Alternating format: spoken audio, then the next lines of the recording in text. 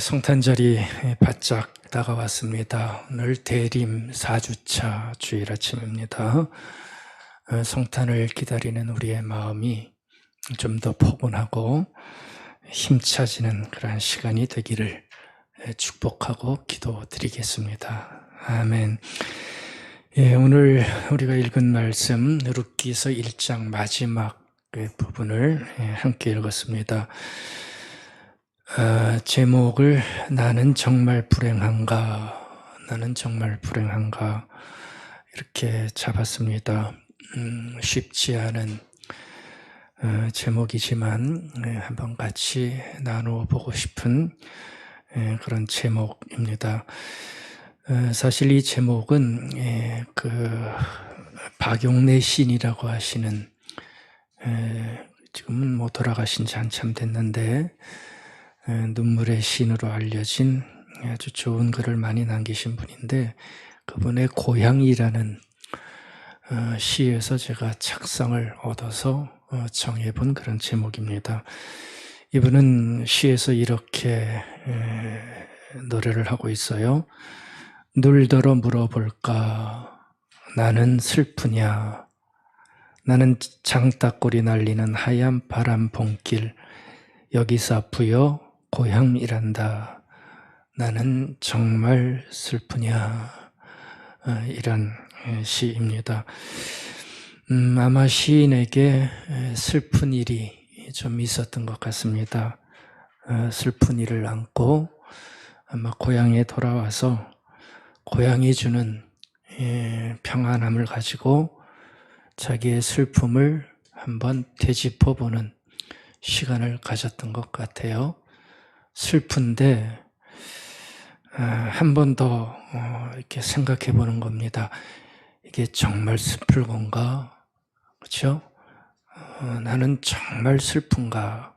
그걸 한번 스스로에게 아마 묻고 있었던 것 같아요. 사실은 쉽지 않은 질문입니다. 그래서 시인은 자신의 슬픔과 자신의 아픔이 아프지만 이게 정말 슬픈 건가 한 번 더 확인해 보고 싶었던 것 같습니다. 바로 이 마음을 저와 여러분들이 오늘 아침에 이렇게 좀 받으면 좋겠다 하는 생각이 들었습니다.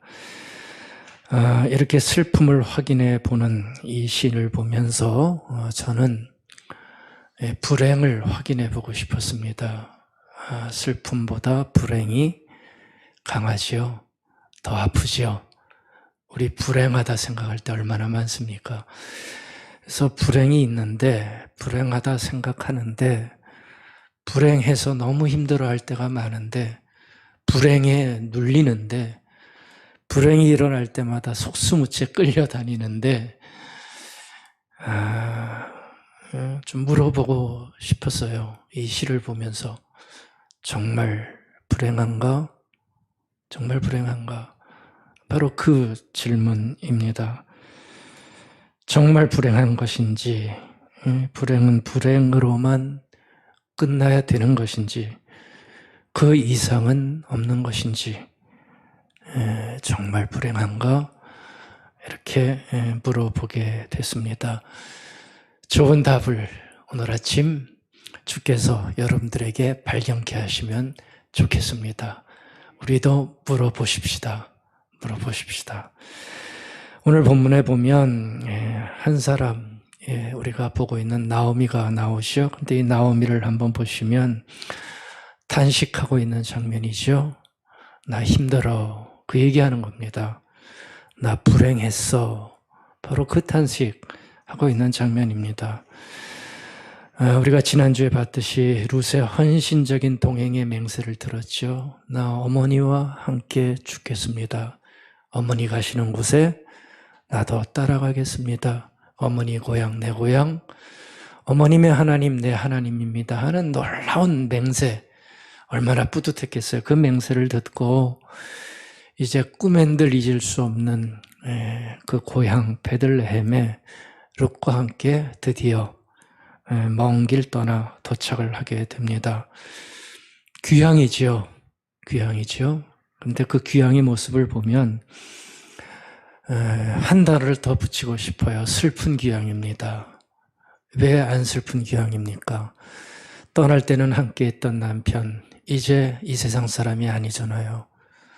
떠날 때 함께했던 힘을 줬던 두 아들도 이제는 곁에 없습니다. 고향에 오니 더 슬픈 귀향입니다. 그리고 이 귀향은 얼마나 초라한 귀향입니까? 아무것도 없는 빈손으로 돌아온 그런 초라한 귀향을 이 나오미가 하게 됐던 거죠. 근데 고향에 도착하니 고향 사람들은 그래도 나오미를 잊지 않고 있었던 것 같아요. 떠들썩하게 환영해줬다. 그런 표현이 나옵니다. 나오미 잘 왔어요. 얼마나 고생이 많았어요. 그러면서 아마 나오미를 반겨줬던 것 같습니다. 근데 나오미를 보는데 이 나오미가 예전의 나오미가 아닌 거예요.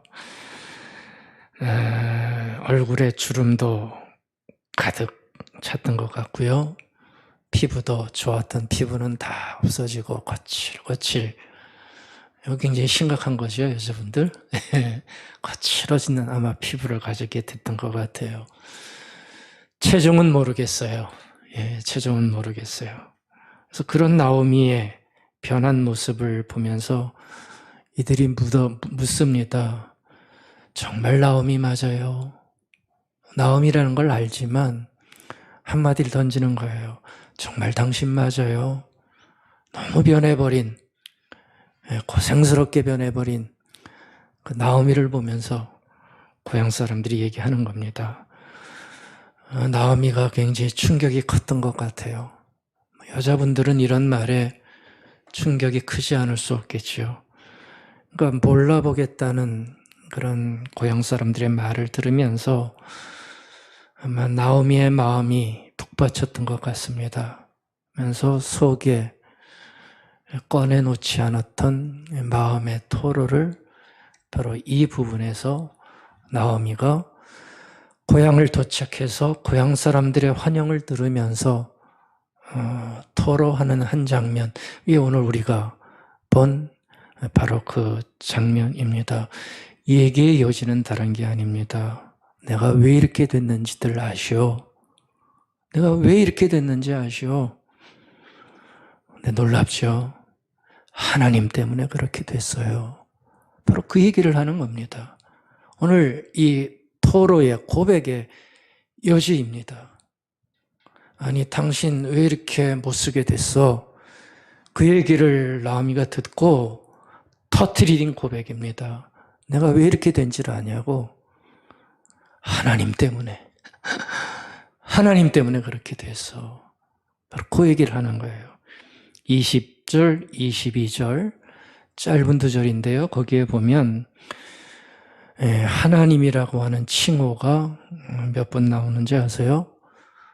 4번 나옵니다. 2번은 여호와로 나오고 2번은 전능자로 나와요. 스크린에 제가 분석해 놨습니다. 20절입니다. 전능자가 하나님입니다. 전능자가 나를 심히 괴롭혔다. 아주 엄청난 얘기 아닙니까? 전능자가 나를 괴롭혔다. 21절. 여호와가 떠날 때는 풍족한 것 같았는데 여호와가 다 나를 망하게 해서 텅 빈 채로 빈손으로 돌아오게 했다.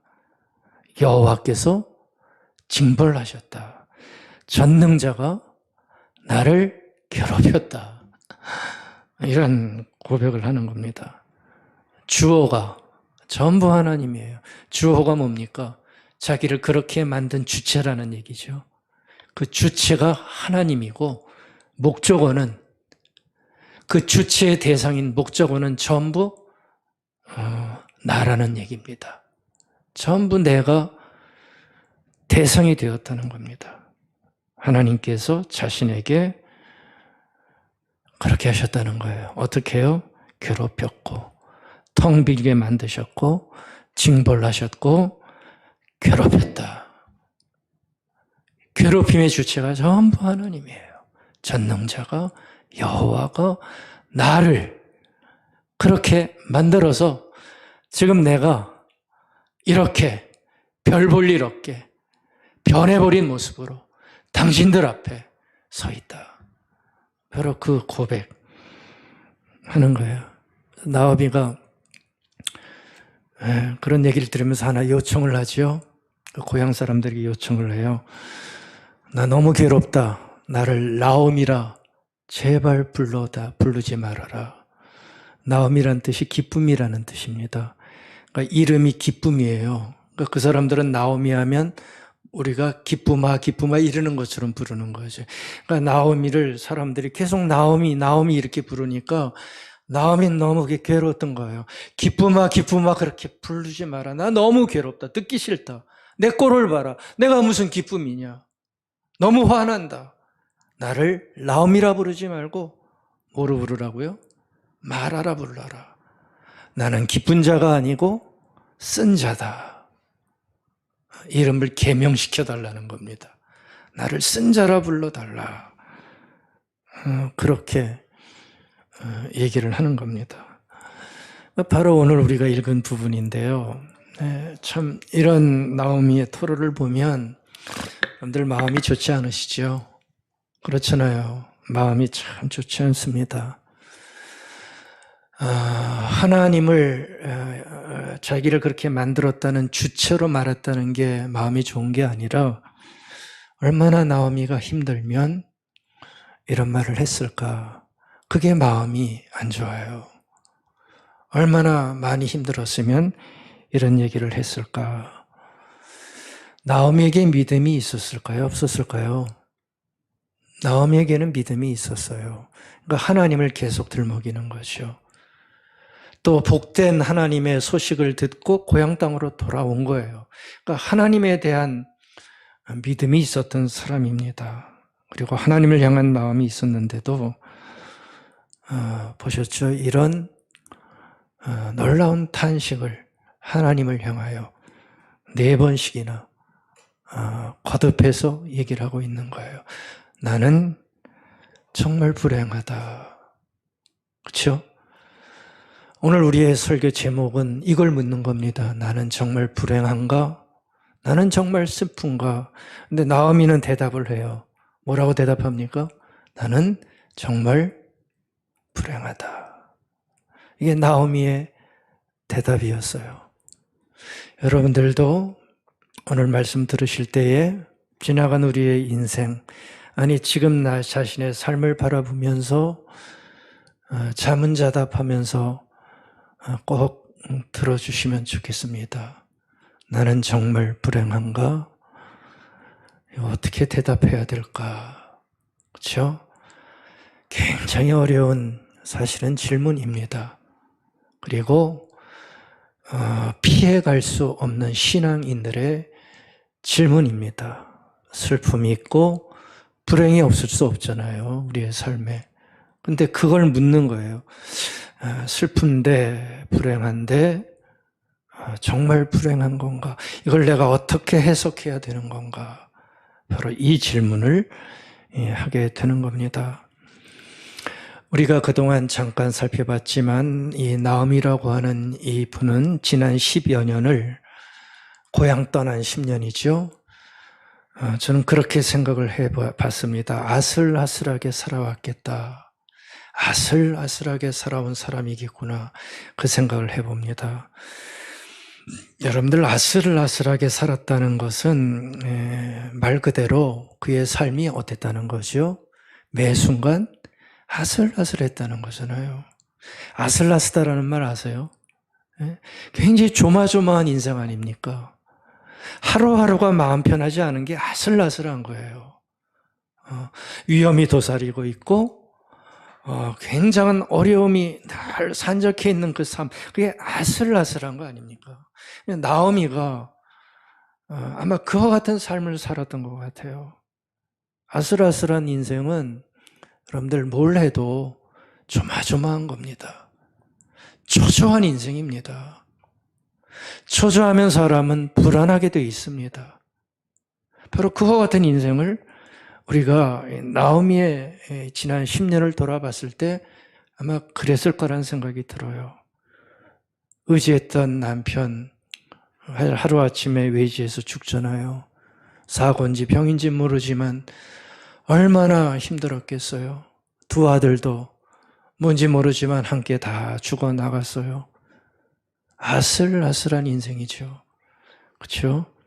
먹고 살기 힘들어졌고요. 돈이 뭐 있겠습니까? 언제 무슨 봉변을 당할지 알지 못하는 인생을 살게 된 거예요. 그러니까 이게 나오미의 지난 10년이었는데 객관적으로 봐도요. 참 불안하고 불행한 인생을 나오미가 살았다 생각할 수 있습니다. 그러니까 이 사람들이, 이 고향 사람들이 나오미가 자기들에 와서 달라진 모습으로 이런 얘기를 했을 때 글쎄요, 아마 이 베들레헴 사람들도 그것을 마음에 느끼면서 공감을 하면서 나오미의 토르를 아마 들어줬을 것 같아요. 나오미가 하나님 탓할 때 막 뭐라 그러지 않았을 것 같아요. 그렇죠? 공감하면서. 왜요? 얼굴에 다 쓰여 있잖아요. 같이 떠났던 남편은 없어요, 옆에.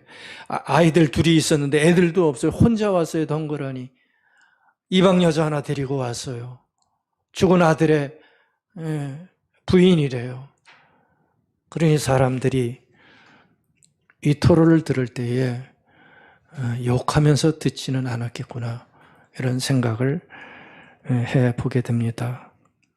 지금 여러분들 보신 것처럼 나오미는 자신이 힘든 이유, 고통과 불행의 원인을 처음부터 끝까지 누구에게서 찾고 있습니까? 전능자에게서. 나오미가 단어 선택을 참 기가 막힌 게 한 것 같아요. 반어법이죠.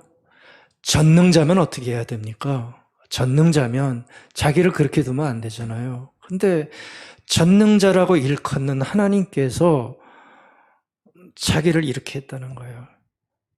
그러니까 나오미는 처음부터 끝까지 자기 불행의 원인을, 자기 고통의 원인을, 자기를 힘들게 한 원인을 하나님께서 그렇게 하셨다, 이렇게 이해하고 있고 인식하고 있는 모습을 보여줍니다.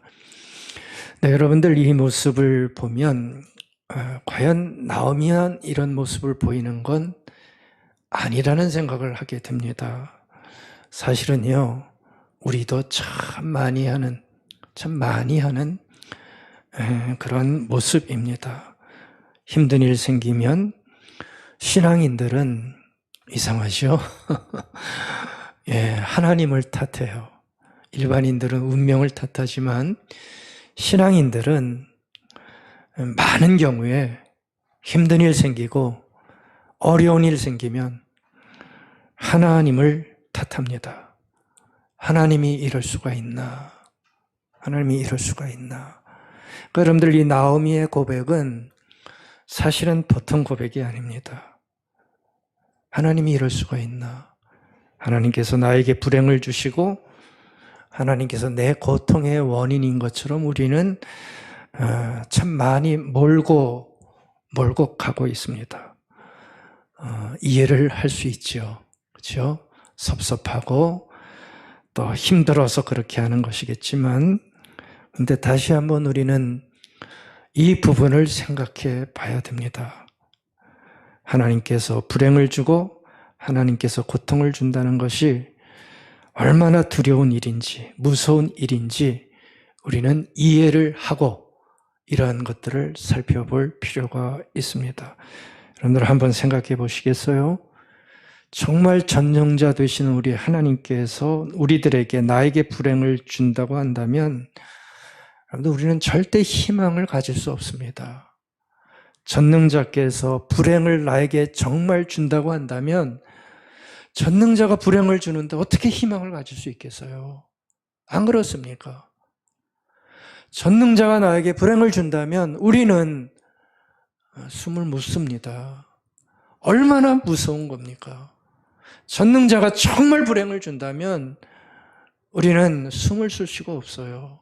너무 무서운 일입니다. 내가 의지해야 되고 사랑이신 하나님께서 만약에 정말 내 고통의 원인이라고 한다면 여러분들 그거 우리가 어떻게 견디겠습니까? 그런 배신감이 어디에 있겠습니까? 하나님은 사랑이시라면서요. 근데 하나님이 내 고통의 원인이라면 이걸 어떻게 견디겠습니까? 근데도요, 우리는 조금만 어렵고 불행의 순간이 닥칠 때 글쎄요, 생각이 없는 건지 아니면 잘 몰라서 그러는 건지 하나님께 내 불행의 원인을 던져버려요. 지금 나옴이 4번씩이나 그렇게 하잖아요. 전능자가 나를 괴롭혔다. 전능자가 나를 징벌했다.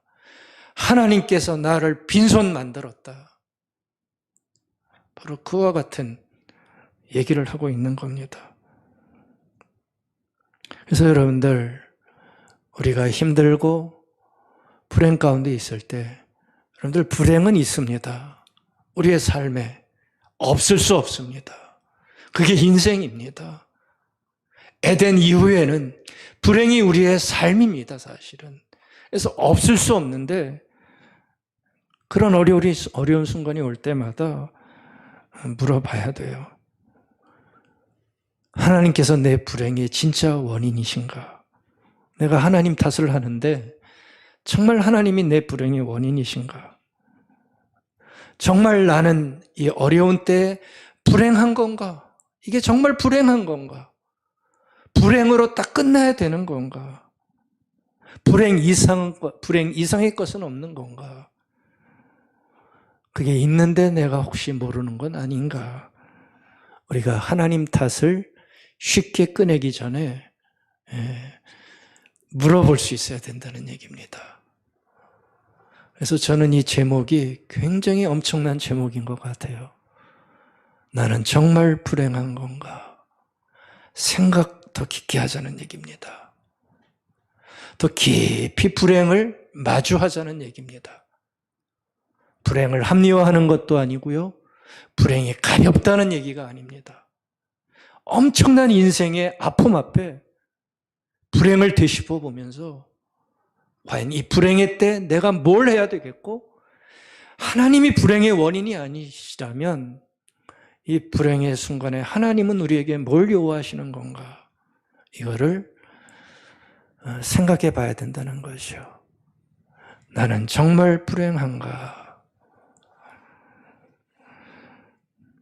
우리가 답을 발견해야 된다는 얘기입니다. 그 유대인들이 수용됐던 아우슈비츠라고 하는 수용소에 있었잖아요. 사람들이 다 거기서 죽는데, 근데 그 유명한 말이 있습니다. 아우슈비츠에는 아이들이 없다. 굉장히 유명한 말입니다. 포로 수용소인 아우슈비츠에는 아이들이 없다. 그런 얘기가 있어요. 무슨 얘기냐면 아이들이 있어요.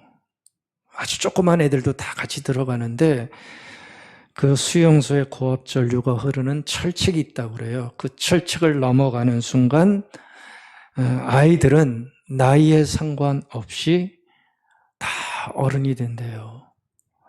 그 철책을 넘어가는 순간 아무리 어린 애들도 다 어른이 된대요.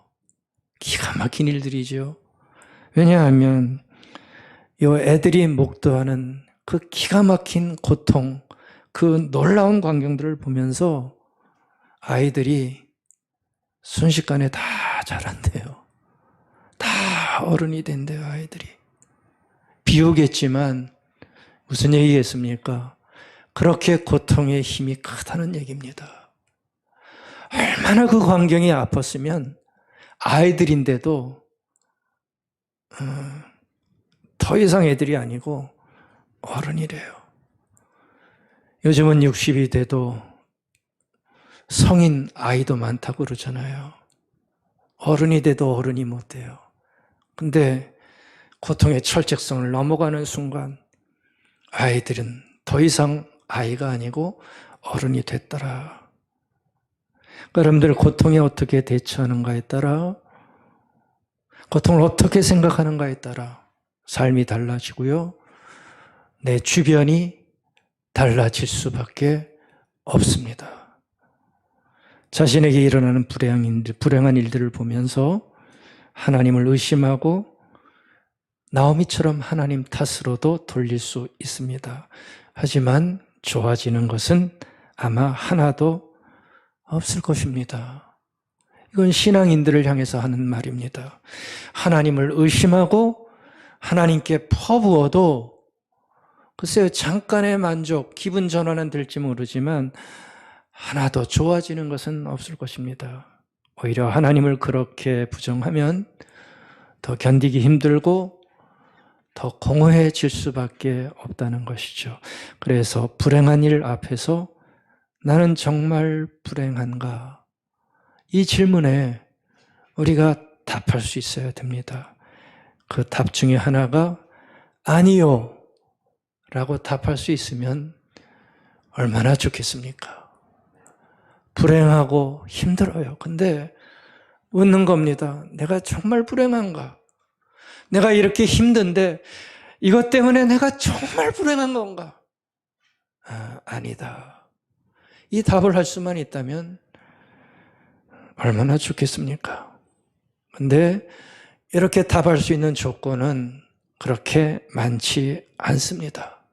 쉽지 않습니다.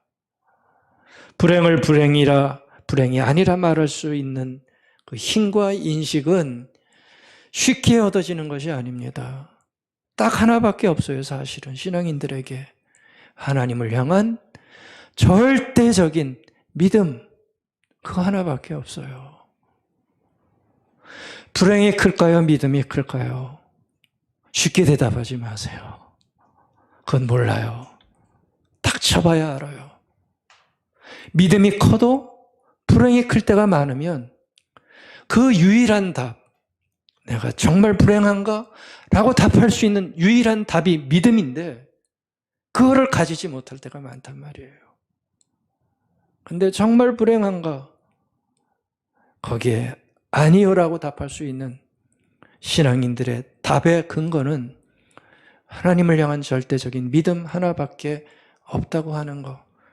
그것을 확보할 때 우리는 비로소 심한 인생의 고통 앞에서, 고통의 무게 앞에서 자그마하나마 하나씩 아니요 라고 말할 수 있는 일들이 많아질 수 있다고 하는 것입니다. 불행이라는 삶의 현실을 불행으로 끝내지 않고 우리가 넘어서려면 전능자와의 화해가 필요합니다.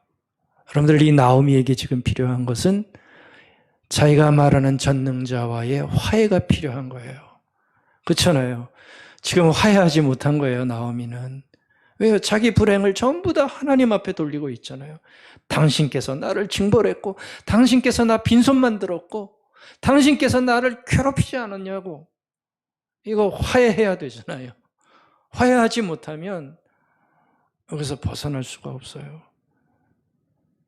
하나님에 대한 나쁜 감정 털어내고 하나님을 깊게 신뢰하기 시작할 때 비로소 불행을 이길 수 있는, 아니 내가 생각하는 불행이라고 생각하는 그 현재의 삶의 상태를 이길 수 있는 영성, 그렇죠? 영성과 나의 성품과 나의 능력이 나올 수 있습니다.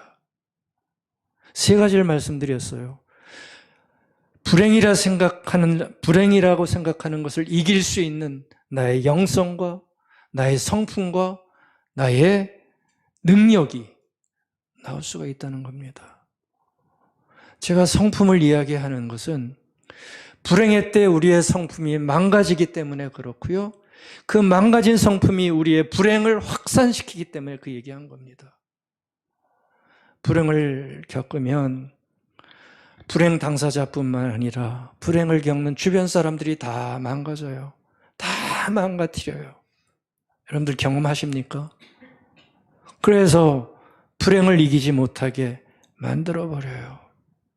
여러분들, 우리가 불행을 이기려면 전능자와의 깊은 화해를 통해서 나쁜 감정들, 나쁜 성품들, 우리의 약해진 것들을 다 털어내고 하나님을 신뢰하기 시작할 때 불행이라 생각하는 나의 불행의 조건을 이게 정말 불행이라 말할 수 있는 건가? 라고 하는 의문을 가지고 이겨나갈 수 있는 시작을 할 수 있게 되는 겁니다. 지금 나오미에게 필요한 것은 아무리 봐도 전능자와의 깊은 화해입니다. 얼마나 나쁜 감정을 하나님께 가지고 있습니까? 그 감정을 털어버리고 화해가 그런 거잖아요. 너와 나의 나쁜 감정, 그래서 멀어지고 틀어진 건데 그 화해를 통해 하나님께 다시 다가갈 수 있는 그 은혜가 나오미의 삶을 바꿀 수 있는 가장 중요한 삶의 모습이 되는 거죠. 여러분들 그렇게 돼야 그 다음이 시작되는 겁니다. 어떻게 해야 되겠는가? 내가 어떻게 살아가야 되는 건가? 거기에서 답이 나오는 거예요. 전능자와 화해하지 못한 인생은 이 답을 가질 수 없습니다. 나오미만이겠습니까? 우리도 불행하다 생각할 때 참 많습니다. 너무 힘들다 생각할 때 참 많습니다. 그럴 때마다 여러분들 이 화해라는 단어 한번 생각해 보십시오. 하나님과 깊은 화해 필요합니다. 여러분들 불행을 이길 수 있는 힘은 전능자인 그분과 화해하고 전능자의 손을 잡을 때 불행을 이길 수 있는 힘을 가질 수 있습니다. 우리는 그렇다고 믿는 신앙인들입니다. 일반인들이 아닙니다. 하나님을 향한 믿음을 가진 자들입니다. 하나님은 있다고 믿는 자들에게는 있고 없다고 믿는 자들에게는 없는 게 현실이죠. 그렇죠? 한 번 더 말씀드릴까요? 하나님은 있다고 믿는 이들에게는 여전히 계시고요. 없다고 악착같이 부정하는 자들에게는 절대 없어요. 그게 우리의 삶의 현실이지만 적어도 하나님이 있다고 믿는 이들은 불행한 일들이 만들어내는 그 하나님과의 불화를 끝내고 불행 가운데서도 여전히 함께 하시는 하나님을 인정하고 신뢰하는 자리로 나아갈 수 있어야 합니다. 그때만이 불행을 다시 생각해보고 불행을 통해서 무엇을 해야 할지를 알 수 있게 되는 거예요. 저는 고통을 겪고 불행한 삶의 모습을 볼 때마다 그런 생각을 합니다. 하나님이 없다면 모를까? 하나님이 우리와 함께 하시고 하나님이 내 곁에 계시는데 이런 어려움과 시련에 우리가 이토록 무력하게 무너져야 하는가? 이런 생각을 해봐요. 다시 한번 말씀드릴까요? 사람들의 고통을 보고 너무 힘들어하는 그 모습을 볼 때마다 그런 생각을 한다는 얘기입니다. 하나님이 없다면 모를까? 하나님이 우리와 함께 하시고 하나님이 내 곁에 계시다면 이런 시련 앞에 우리가 이렇게 무력하게 무너지는 게 맞는가? 그거를 되물어 보는 겁니다. 여러분들 어떻게 생각하세요? 이런 물음 해도 되는 거 아닌가요? 우리가 이렇게 무력하게 무너지는 게 맞는가? 이거는 불행을 폄하하는 게 아닙니다. 종교적인 언어로 불행을 가볍게 보자는 얘기가 아닙니다. 힘들어요. 우리는 불행의 무게를 참 견디기 힘들어해요. 안 그렇습니까? 얼마나 힘든 일이 많습니까? 그럼에도 불구하고 다시 한번 묻자는 거예요. 하나님이 우리와 함께 하시는데 우리가 이렇게 무력해질 수 있는가? 그걸 생각해 보자는 거예요. 하나님 탓만 하지 말고. 왜냐하면 여러분들 우리가 믿는 하나님에 의하면 하나님이 없는 순간은 한순간도 없어요. 그렇죠? 하나님이 없는 순간은 한순간도 없어요. 하나님은 고난의 순간마다 놀랍게도 멀리 계신 것이 아니라 우리 곁에 계시고 우리와 함께 계십니다. 하나님이 곁에 계신다고 하는 이 믿음이 사실은 우리가 가진 무한한 힘의 원천입니다. 다시 한번 말씀드릴게요. 하나님이 내 곁에 계셔서 함께 하신다고 하는 것이 우리가 가질 수 있는 무한한 힘의 원천입니다. 그래서 이걸 잃어버리면 우리는 아무 맥도 쓰지 못합니다. 그러나 이것을 가지면 우리는 무한한 힘을 가지고 살아갈 수 있는 힘을 가지게 되는 거죠. 사실은 너무 당연한 얘기입니다. 신앙인들에게는 너무나 확실한 얘기인데 우리가 그만 불행의 무게에 눌려서 이거를 잊고 살아갈 때가 너무나 많은 거죠. 여러분들, 우리의 삶도 나오미처럼 아슬아슬합니다. 부인하지 않습니다. 아슬아슬합니다. 하지만 기억하십니다. 우리 하나님은 견고하십니다. 우리는 아슬아슬하지만 하나님은 견고하십니다.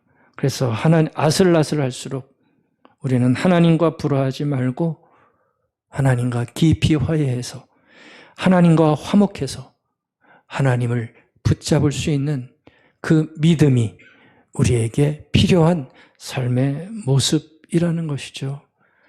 여러분들, 이것이 신앙인의 삶입니다. 아슬아슬한 인생길을 뭘로 우리가 살아가겠습니까? 아슬아슬한 삶을 살아가는 신앙인의 지혜는 하나님과 화해해서 우리 힘의 원천인 하나님과 함께 살아가는 그 삶밖에 없다고 하는 거예요. 한 가지만 묵상하겠습니다. 전능자와 어떻게 화해해야 할까? 삶의 불안은 우리를 전능자와 자꾸 띄워놓잖아요. 하나님 탓하게 만들지만 이 전능자와 어떻게 화해해야 할까? 한 가지 묵상합니다. 다른 거 아니고요. 하나님은 내 곁에 계신다. 이거를 꼭 깊게 묵상하십시다. 하나님이 함께 하신다. 여러분들, 그 의식이 있을 때 이 믿음이 우리를 하나님과 화해시키게 만듭니다. 하나님과 멀어지려고 할 때 하나님이 내 곁에 계신다. 이것이 우리를 하나님과 화해시키겠죠. 곁에 계신 하나님, 곁에 계신 하나님. 우리가 묵상할 수 있어야 됩니다. 곁에 계신 하나님은 신앙인들이 불행하다 생각할 때 깊게 가져야 할 믿음이고 신앙이고 신학입니다. 곁에 계신 하나님. 십자가에서도 하나님은 계셨습니다. 하나님이 없는 것처럼 생각하는 그 순간에도 하나님은 함께 계셨고 곁에 계셔 주셨습니다. 하나님은 어떤 순간에도 부재하지 않으십니다. 아멘. 하나님이 없는 순간은 하나도 없습니다. 불행의 순간에 내가 멀어지면 멀어지지만 하나님은 절대 멀어지지 않습니다. 이런 확신과 담대함을 우리가 가지고 있어야 돼요. 성탄의 주님을 부르는 이름이 하나 있죠. 성탄의 우리 주님을 우리는 뭐라 부릅니까? 임마누엘이라 그렇게 부릅니다. 우리와 함께 하신다. 바로 그 뜻이죠. 그러니까 하나님이 우리와 함께 하신다는 사인이 바로 주님의 오심이라는 거예요. 주님의 오심은 뭐의 사인이냐면 하나님이 우리와 함께 하신다. 그 사인으로 주님을 보내주셨다는 거예요. 임마누엘. 그래서 성탄의 주님을 볼 때 우리는 하나님이 함께 하신다. 그것을 알아차리라는 얘기입니다. 우리 알아차리십시다. 하나님이 함께 계신다. 그걸 알아차리라는 거예요. 여러분들, 흑인들이 노예 생활할 때 얼마나 노예 생활이 비참했습니까? 기록을 읽어보면 진짜 개나 돼지예요. 굉장히 비참했어요. 근데 노예 생활할 때 그들에게 가졌던 확신이 하나 있었대요. 그들의 집집마다 다 붙여놨던 그들의 슬로건, 그게 뭐냐 하면 하나님은 길 없는 곳에 길을 내신다. 그렇게 고난이 심하고 고통이 심한데 그들은 이걸 읽지 않았대요. 하나님은 누구냐? 길 없는 곳에 길을 내시는 분이다. 하나님을 탓할 만한데 그는 이거를 놓지 않았다는 얘기입니다.